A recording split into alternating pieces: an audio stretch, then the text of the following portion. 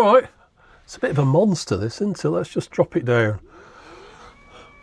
Hopefully we don't crush everything in the process. Oh yeah, this is the Sharp GF-777, and it's a rather large boombox. Now, you'll have probably seen, if you follow this channel, you're probably aware of the fact that the Bumpboxx B-777 is coming out from the Bumpboxx company that's been around for 10 years now or more, and they do big Bluetooth speakers. Clearly, it's a bit of a passion project to bring out a replica of this thing here, the GF-777. Now, obviously, it's going to be missing the quality cassette decks that this has got, because you can't buy those kind of cassette decks anymore, and there'll be a few features like auto track selection and stuff that won't be on that one. However, there'll be a load more stuff in its place. I mean, Bluetooth, better quality of bass, rechargeable battery, the list goes on. But still, that one is going to come out with a radio, twin cassette, oh, CD as well. No CD on this one. But what I thought we'd do today is have a look at this one, because I got this quite some time ago and I've never looked at it, and I thought we could have a look at it together and see what's working on it and what isn't, and maybe I'll repair it in a future video. But for the moment, let's just take a look at the Sharp GF-777. Now, I bought this one, I don't know, around about 6 or so plus years ago. Around about the same time I bought a JVC M90, and a year or so after I bought that I made a video about it. But I thought I didn't want to do too many boombox reviews, so I just kept this one to one side, then got on to other things. The reason I got it then, even though I wasn't desperately in need of it, is because I felt like these things were just becoming ridiculously expensive, and very soon it would be out of my reach as far as affording one, and besides which, any that would be left would be a little bit knackered. And I managed to find this one in a really good condition at a fair price back then. It was expensive, but it's nothing like what they go for nowadays, so I'm glad I bought it.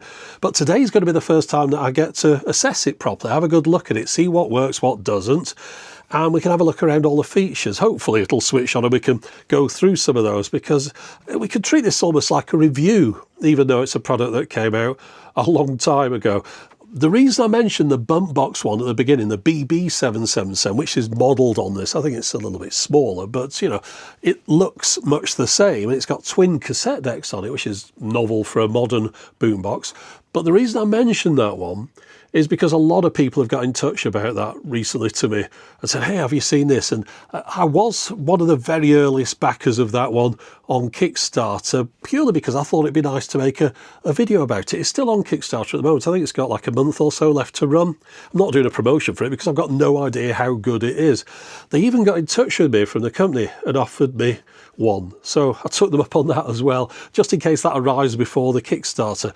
But then everything went a bit quiet, so I don't know if they're going to send me one. But anyway, I've bought one, so we'll get to see one of those in the future, and I thought it'd be nice maybe to compare it back against this. I've got a feeling, barring the cassette decks, I'll probably prefer that model over this as far as sound quality goes. But of course, this is a classic, and a little bit like a classic car, you forgive it a lot of issues just because it's something from the past they don't make anymore, and it's a bit of a collectible. So let's take a look at this now and see exactly what works on it, and hopefully it's more than nothing, and then we can carry on and have a look at some of the features. We've got 12 batteries in here, and I'm going to need all but 2 of them to run this thing. It takes 10 D cells. Now, more sensibly, you just plug it into the mains power supply. This one is a multi-voltage device, but first off, we're just going to try and run it from the batteries.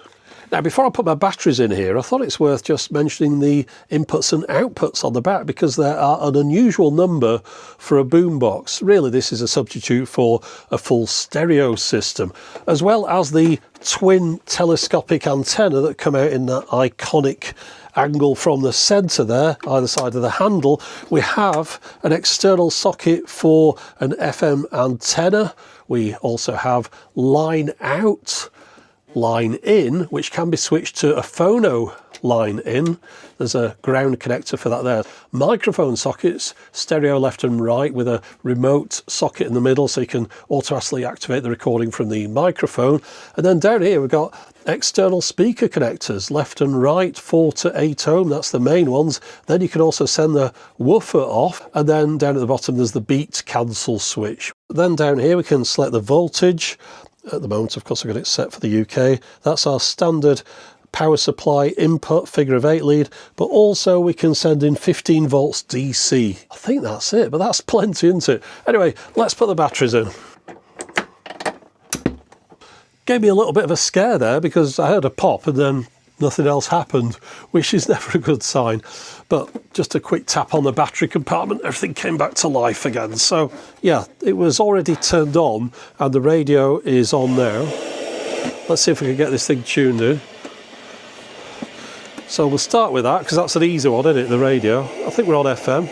Let's have a look. So there should be something round about here. There we go. Again. Yeah. Maybe, just maybe, you should have gone to...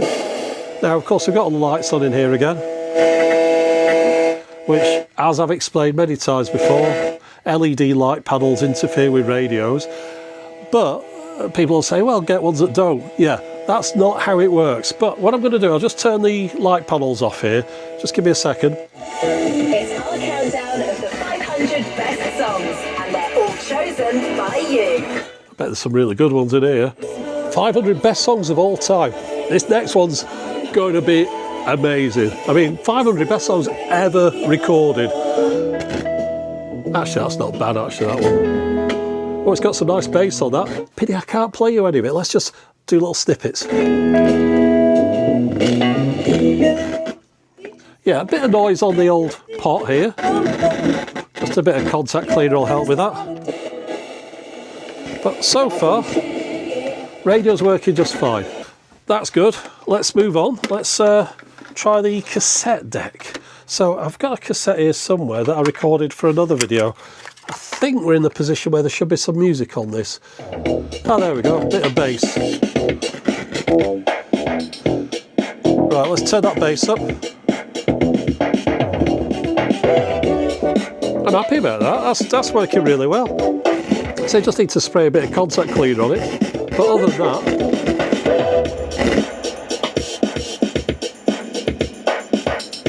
not bad, is it, for something that old? Bear in mind, I've turned the volume all the way up on this, so this is like maximum. They used to have a big sticker on these things that said 90 watts of PMPO, that peak music power output, a nonsense number that meant nothing. I think, from memory, 7 watts a channel. Loud enough, but, you know, loud enough, not insane.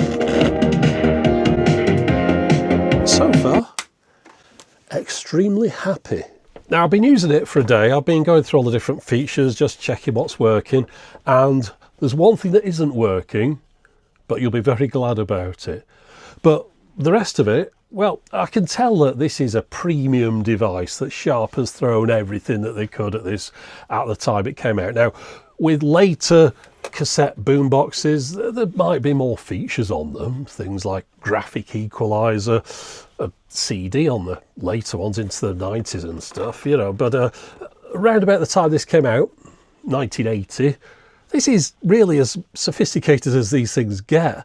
There's one feature that isn't on here, which I thought was a little bit interesting, which is the Dolby noise reduction. None of that. There's a thing instead called SNRS, which is Super Noise Reduction System. And it's not one of these encoding and decoding systems. Now, this is just a filter, because it even mentions that you could use this if you're listening to the radio and there's interference. And when they refer to noise, they're really talking about hiss. So it's like a hiss reduction system. Looking at the specs for it seems to have loads of complicated circuitry to try and reduce the noise and keep the sound coming through. But still, no Dolby noise reduction on this one, but neither in nor there. Now, the feature that isn't working, that you'll be very glad to find out about, is the fact that the microphone input on this is a bit flaky. It'll come on and off and just work for a couple of seconds, but sound really distorted. So that takes away quite a bit of the features as far as like the mic mixing. There's an echo that you can do on this. So you can sort of mix your mic in with the playback, and of course you know what that means. It's the K word, isn't it? Karaoke, amongst other things. You can use it as a PA system. But yeah, I'm not going to be doing any karaoke today, so you'll be very glad about that. But we'll have a look at the rest of the features on this. I just want to go through those now. So I'll show you some of the more unusual ones as well that make this stand out a little bit from the more budget type of boombox. In fact, before we do that, let's talk about the price. Now, the Sharp GF-777 first went on sale in the US in 1981. However, I do have a price for it in 1982, courtesy of this magazine, which has a roundup of the big sound carry-around stereos. Now, it was the most expensive model in the list, and you can see here the price was listed as $800. Now, I did find another clipping elsewhere that showed the price as being reduced from its original price of $880 down to $800. But just to give you an impression of how expensive this was at the time, if we stick that 1982 $800 price into an inflation calculator, that would be over $2,700 in today's money. This was a premium device, but there is one more thing I'd like to use this article for. You see, every single time I make a video where I utter the phrase boombox, it's guaranteed I'll be inundated by people telling me that these things were never called boomboxes. No one ever used that word. It's a modern phrase, etc., etc., etc. This happened so frequently and predictably, I ended up making this. Boombox? We used to call those ghetto blasters. Everyone knows, and no one cares. But the thing is that whilst amongst your friends you might have called these something other than boomboxes in your neighbourhood or in your street, in your school or in your house, the reality is that the world extended beyond those boundaries. So, remembering that this magazine is from 1982, look what's been saved here for posterity in this article. It says, the kids have a name for them, boomboxes. Yes, the kids of 1982 called these portable stereos boomboxes. Yeah, I'm not saying every kid everywhere in every language was calling them that, but it was a known phrase in 1982.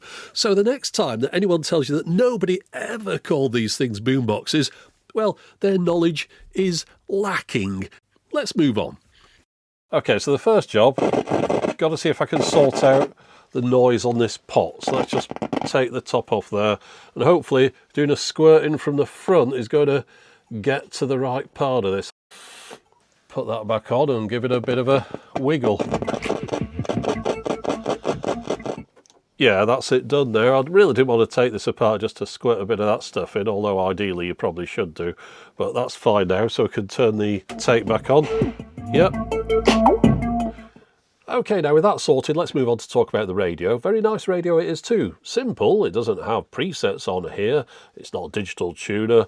It does have, however, 4 bands, including shortwave, and I was able to pick up some stuff on shortwave previously in this room, which is a bit unusual for me. It's got a fine tuning wheel here, enabling you to get those very weak signals tuned in as good as you can, but the tuning knob on the right here is nicely weighted, and you can quite quickly move from one end of the tuning dial to the other, so presets aren't necessary on something like this. I'll just turn it on, so the radio mode is the one in the middle here, but it isn't on yet because we haven't got the thing actually switched on. Even though the tapes will work with this in the off position, we need to flip that on. And now the radio's on straight away. Just randomly we pick something up with a FM stereo tuning light coming on, and as we move through the bands here, I should be able to pick up a few more things because I've turned the lights down in the room. Yeah, so it picks up a good strong signal and it sounds nice, but in addition to that we can tune in using the meter light. We've got a light that comes on inside here which you probably can't see very well. If I move the needle towards the left, it's a little bit more obvious. You can see the needle perhaps lighting up there. There are a couple of lights inside here. They are all working. In addition, when we turn on that light, the lights come on for the VU meters. You'll notice the VU meters bouncing around at the moment as we've got some audio coming through here. But if we hold down this one, the right-hand one stops moving, and that's because it becomes a tuning indicator. So as we move along here, we'll be able to see that move to the right when it gets a signal.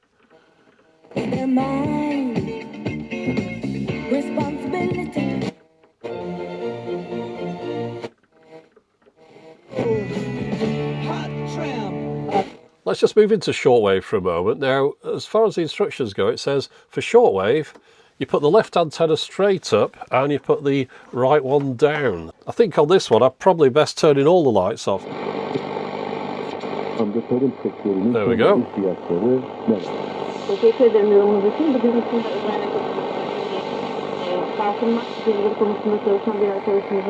Well, I think that's enough of that. So, let's move on. Now, as far as the amplification circuitry goes, there's quite a bit going on here, more than you get in your typical boombox. It really is a bit of a mini home studio, this one, given all the features on here. But it's got the usual stuff, such as volume, balance, treble and bass. We've got our loudness switch here, which of course adds a fuller sound at lower volumes. I might as well just leave that one on. And then here we've got a tape fader, which enables us to mix between the two tapes as they're playing back. We'll have a play around with that in a second. And then we've got a mic fader, which enables you to introduce the microphone into the audio that you're playing back. So you could play something back, add your microphone in, record it on the other deck as well, add some echo on here, or add it in with the radio. I mean, there's a lot happening there, which I'm not getting involved in, of course, because the mic circuitry doesn't work. But certainly, if it did, you could have a bit of a play around with this and get a lot of stuff done as a little home studio. Now, earlier on, you might have noticed a couple more lights here. Obviously, the dubbing light in the middle, that lights up if I'm doing a tape-to-tape recording, but radio echo is something that I can activate down here, and that would add an echo effect to the radio reception, and you can dial that in down here, except I've noticed it's not making any difference at all to mine, which is no doubt due to the fact it's part of the microphone circuitry section, which doesn't seem to be operational. But an echo effect would be a kind of a reverb almost, quite popular at the time this thing was out. You could get separate reverb boxes for your hi-fi, and of course later on in the 90s you'd have got an electronic version where you could select like a Hall effect, which would produce much the same result. But yeah, that's something that I can't use on this, although I'd imagine most people wouldn't want to use that anyway. Just mentioned down at the bottom here, 1/4" headphone output, another mic input, there's those two on the back as well, and then we have tape 1 monitor. I presume the idea with that is you could listen back to tape 1 whilst talking on the microphone or singing along to it, perhaps record it onto something else, I don't know. Anyway, there's a lot that you could be playing around with, but let's just take this speaker grill off, because this is what I wanted to show you. Because behind here you will see we have another control, and that is to adjust the level of the super woofer in relation to the rest of the audio. So it's not something you'd tend to play around with a lot, but let's just have a listen to that. Let's press play on this tape.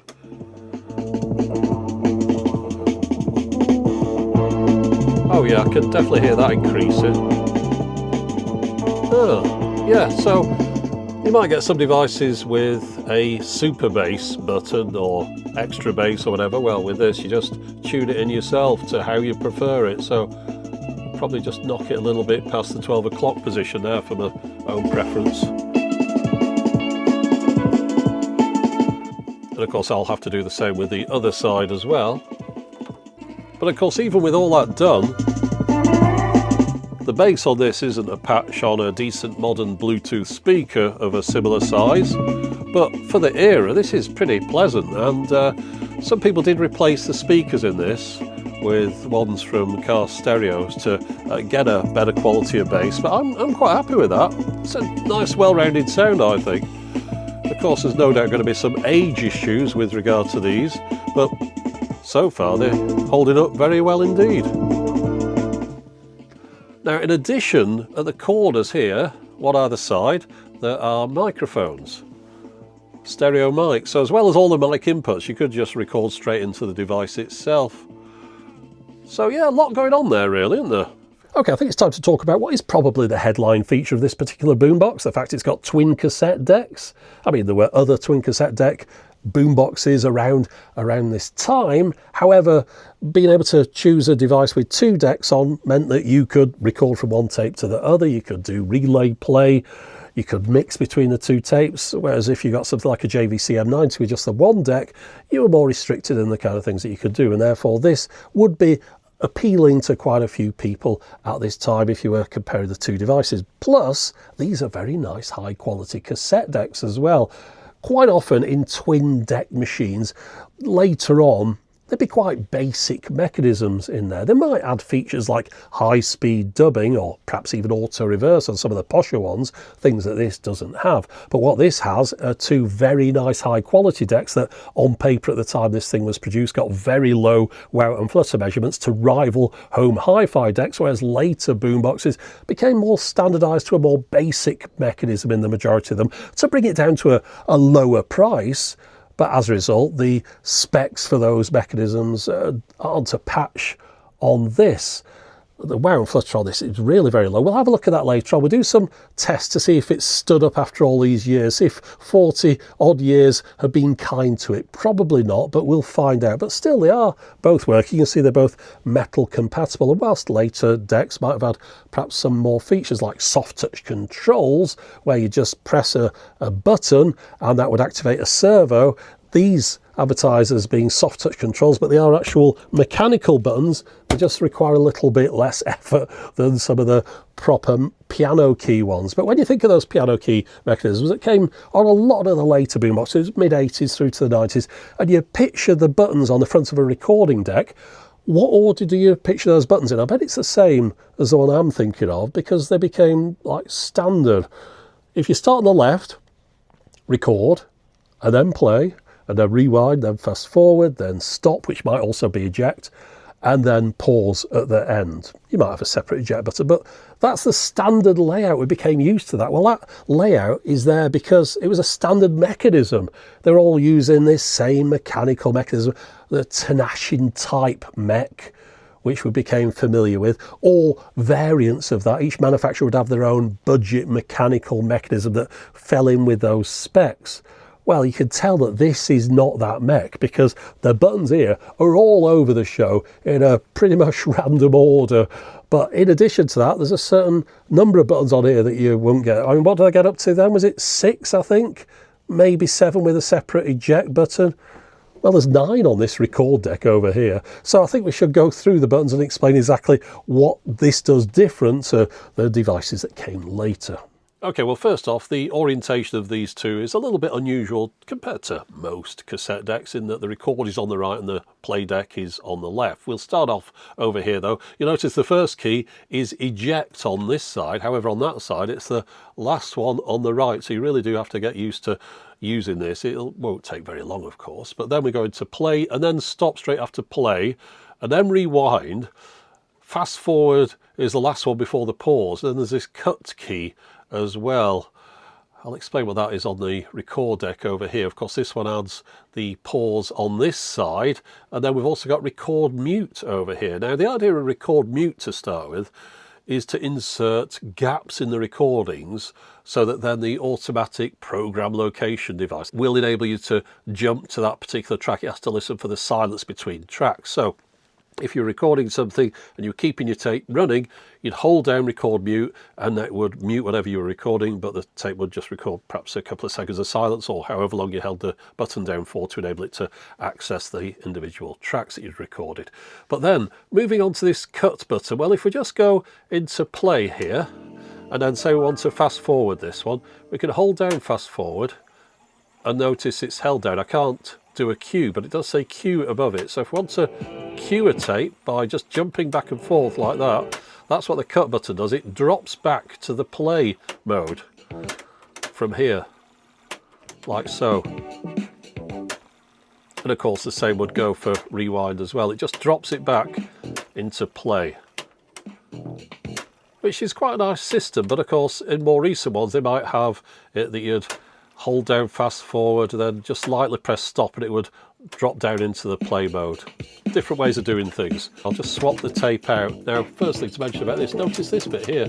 There's like a flappy bit inside which pushes the cassette up against the back, which is something you wouldn't see in others. Now, I've got this tape queued up just before the end, and the reason for that is I want it to do relay play.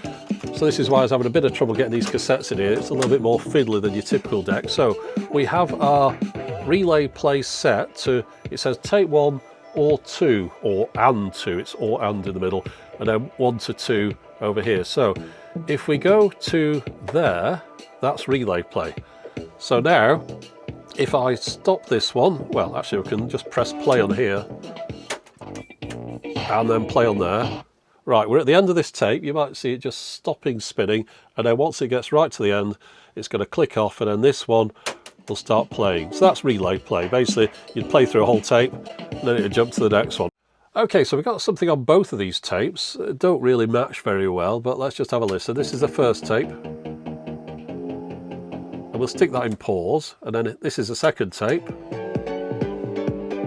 We'll stick that one in pause too.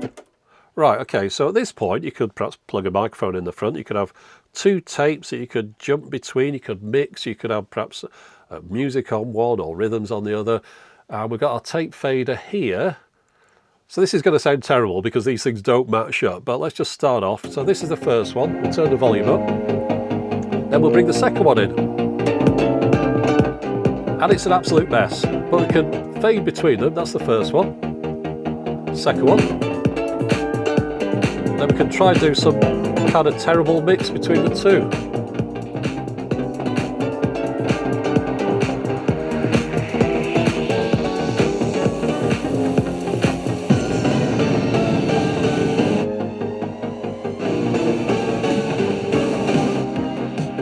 Now you'll notice both tape decks have this metal logo on, indicating that they're both metal compatible. Of course, this one is just a playback only deck, and over here on our selectors for the tape types, we could choose between normal or metal and chrome together at the top, and that's because we're only using the equalization for playback, which is the same for chrome and metal. As far as recording goes though, you need a different position for all three, because you need different equalization to record onto metal than you do to record onto chromes. This has three positions, metal being at the top. Of course, at the moment I'm just using normal tapes in both, so I might as well just leave it down there. Now let's try and use this track selection function. So I'm going to press play on this one. This is the deck that has that feature. You can see APLD, which refers to this up here. So let's just jump through the tracks. We'll go 3 tracks in. Now, if we go into fast forward at this point, it'll start looking for the third track along. Now, I've got no idea if on this tape I left enough gap in between the programs to be able to have this function. I think, oh, there we go, it's gone down to 2, so I must have left enough, at least in some places. But yeah, you need to have a couple of seconds. But as you can see, we've actually managed to do it with 3 tracks down from where we were, and there's the music.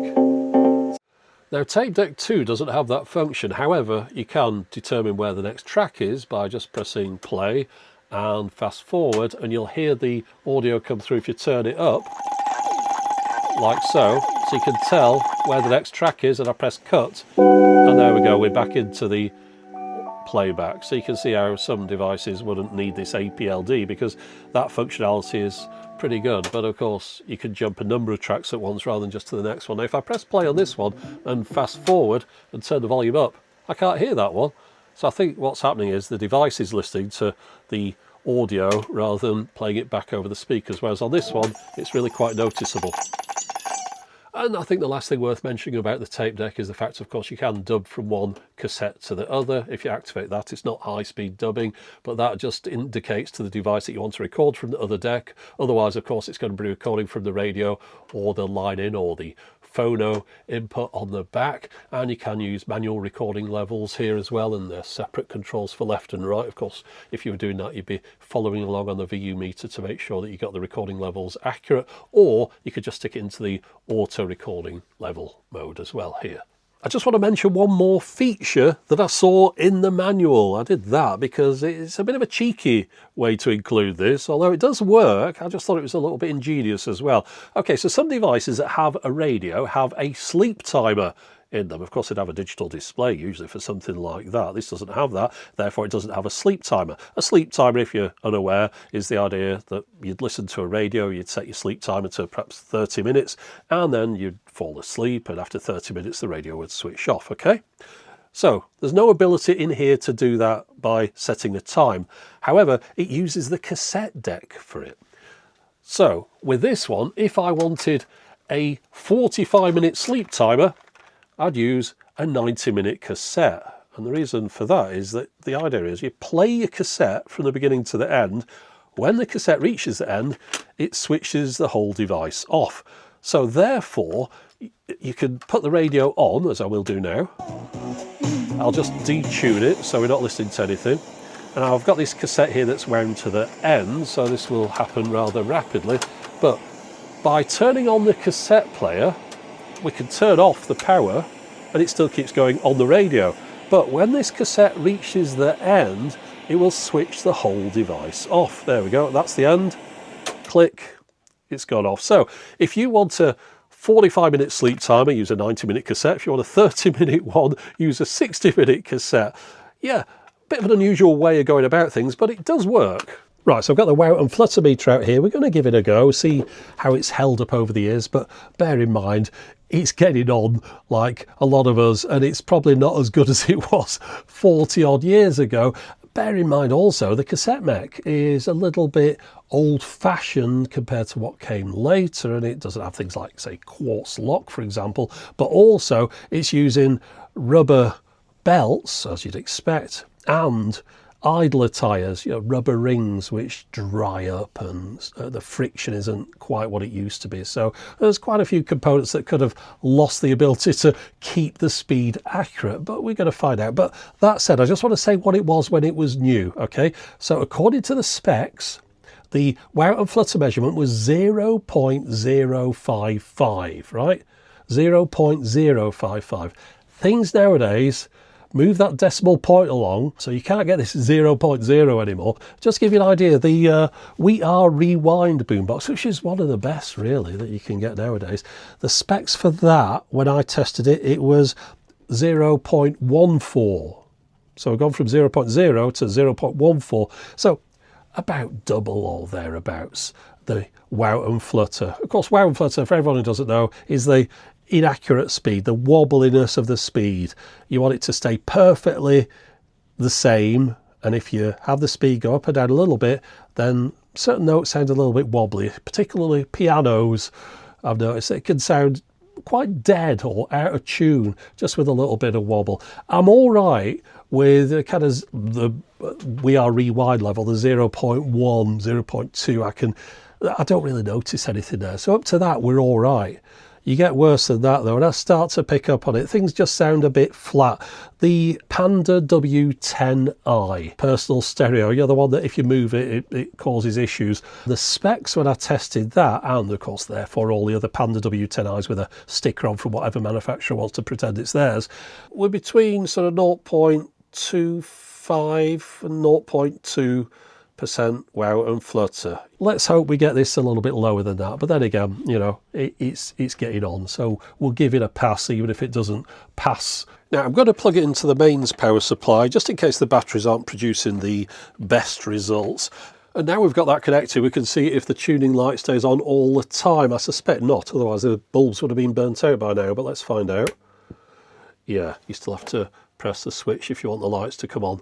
Incidentally, I didn't mention before, when you press that one, the right one, of course, as we saw, became the tuning needle, but the left one is the battery indicator. You can see the scale along the top there from empty to full. So, of course, we're running it off mains power, so it's showing us full at the moment. Right, so I'll set both scales to 1% at the moment. We'll turn the power on. We'll just check the tape is playing properly. Yeah, there we go. Plug the headphones in. And now it's listening to that 3 kilohertz tone. I'll just turn the volume up a little bit and we'll see what happens. Right, so starting on the left, the speed, well, it's over 1% fast. We'll change the scale to a 3% at the top there, and it's dropping down slowly. So whilst it's doing that, we'll just have a look on the right here. So that will be 1% wow and flutter at the top. It's quite low still, so we'll look into a 0.3 scale. We're looking at the bottom. So it is 0.15-ish, which is pretty much the same as a standard cassette mech nowadays, but far from what it was. If we go back to here, we can see the speed is around about 1.5% fast as well. So we're both sort of 1.5, but that's 0.15, that's 1.5. Right, let's stop and put this into the other deck and see if that one's any better. I'd imagine the recording deck would have been used more. The speed on the left, again, we're still at this 3% scale, so we're looking at the bottom, and we're looking at round about 1% fast, I think there. The wow and flutter on this is worse. It's 0.25 wow and flutter on that one, yeah. So it is just showing its age. It was nowhere near this when new. Okay, well, it's an old device. We'll give it a bit of leeway. Now, as well as having a very pleasing sound quality to it, it does of course have this rather pleasing appearance as well. Something that they're trying to recreate to some degree in the modern day Bumpboxx. I think one thing they're doing on that might be something that I would have preferred them to have done with the original, and that is to have LED VU meters rather than these analog ones with needles. Whilst I do love an analog VU meter on a boombox, when they're this size, at this distance, black background, thin orange needles, they're very difficult to make out. It's fine when you're recording and using them for their intended purpose as a recording level meter because they're very accurate, more accurate than your segmented LED ones. However, when it just comes to showing this thing off and playing something, you really would prefer to have some flashing lights to look at from a distance rather than very thin needles that you can hardly make out whether they're moving or not. I thought I should just show you the size of this next to me because it's quite difficult to get an appreciation on camera just how ludicrously large the 777 is. So first off, let's just look at this. This is the We Are Rewind, which is a fair size unit. Now, let me show you the smallest twin cassette deck boombox that I've got. Oh, look at that. 1, 2 speakers either side. Yeah, I know it's a bit silly, that one. Maybe I'll show you this in the future because it's a pretty rare piece. But here we go. Right, ready? That's as small as they get. This is perhaps the largest. Oh my giddy ant. Oh, that is heavy. Right, so there we go. I think this would make a video thumbnail, wouldn't it? Perhaps not the most attractive of backgrounds, but there we go. Yeah, I think that should do. Can I put it down now, though? I was just having a look on eBay then to see what price people are asking for Sharp GF-777s nowadays.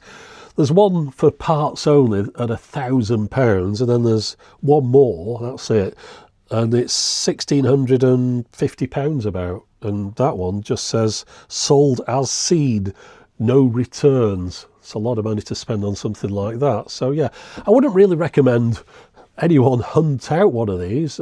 The true proper boombox collectors would no doubt already have one, so it's just as far as other people go that might be thinking, oh, I'd like a nice old boombox, probably don't get one of these. I mean, the chance of it all working perfectly is slim. I got very lucky with this one, but it is pure luck, really. I mean, yeah, they were built to last, but not last this long, so I'm happy that it's working. But that said, it's not working perfectly. Those tape decks are producing a very average result now, and in reality you get better results from a new machine, even with that basic cassette deck they're using them. You've got to think that this thing was a high-end cassette deck right at the beginning of the 1980s, and ever since then it's reduced in quality. But then also throughout the 80s, as boomboxes became more common and less kind of high-end devices, and they were just, you could get a cheap twin deck machine, they'd throw that cheap mechanism in there, and the results that you get with one of those when new, roughly the same results you might get with something like the We Are Rewind blaster thing behind me. And that's brand new, and of course you got all the benefits of it being new, and you got Bluetooth, you got rechargeable batteries, etc. Which is why I think it's worth looking at that B-777, the one that's going to look like this, because you get the benefits of something that looks ultra cool, but you also get your modern features on there, rechargeable battery, Bluetooth, CD player. I say modern, you know, but still, you can play pretty much all the media you want to other than records in it, and you could probably attach your record player up to it as well. And you'll get your twin tape decks on there, and I'm sure the results I'll get with my wow and flutter meter will best the ones in this, despite these being rather high-end decks once upon a time. So yeah, I'm looking forward to that BB777. I think it might be a good option. Remember with this thing behind me, the We Are Rewind, I said at the time, yeah, the tape deck's great, the sound quality is great, but I just wish there'd been a radio in it. Well, of course, if this BB777 turns out to be good, that does have everything I need. It's got the radio, the CD, the cassette deck, and the cassette deck I'm sure will produce roughly similar results, but we'll find out. As I say, I've ordered one and I'm an early backer.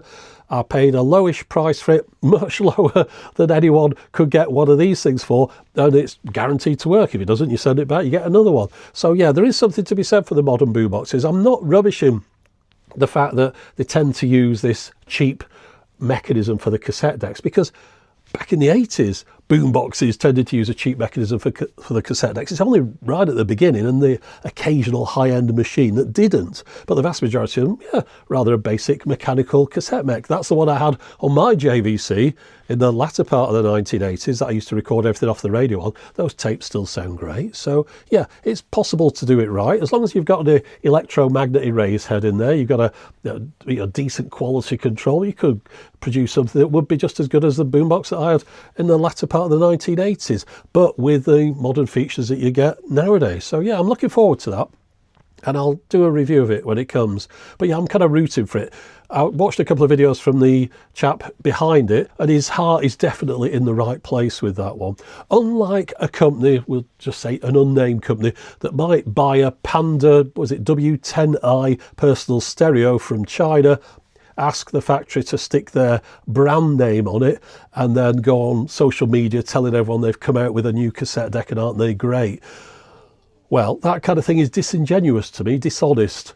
Some chap producing a whole new device to his own design, not something he's just bought from a factory and stuck a label on, but he's spec'd it up, and yes, it'll have whatever cassette deck is currently available to be bought. He's not going to manufacture a new one of those, but as long as he has some kind of level of quality control, and his team do, to make a decent device, which it looks like that's what he's aiming for, that could be the way to go if you want a boombox nowadays. And I'm quite sure it'll actually sound quite a bit better than this. Even though this sounds really nice, speakers have come on a long way in the last 40 odd years. So yeah, looking forward to that. But that was the Sharp GF-777, a true classic, a lovely device. I am very glad I've got it. I'm very glad it works, but I wouldn't recommend anyone else seek one of these out.